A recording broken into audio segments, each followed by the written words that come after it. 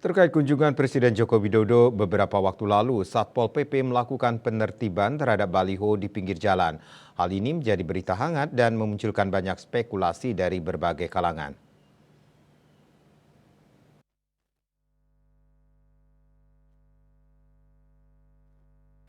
Presiden RI Joko Widodo melakukan kunjungan kerja kunker ke Bali.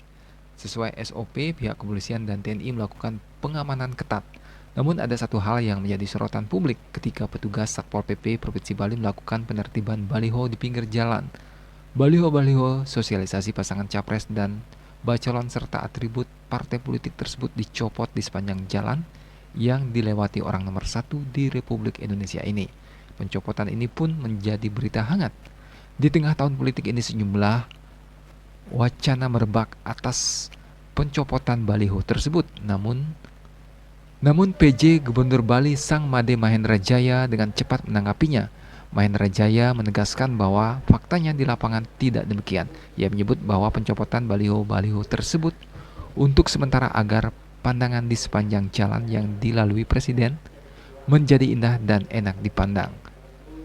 Atas tanggapan PJ Gubernur tersebut, sejumlah netizen di akun Facebook @balipos mempertanyakannya, di mana mereka meminta harus diselidiki di lapangan terkait fakta yang sebenarnya.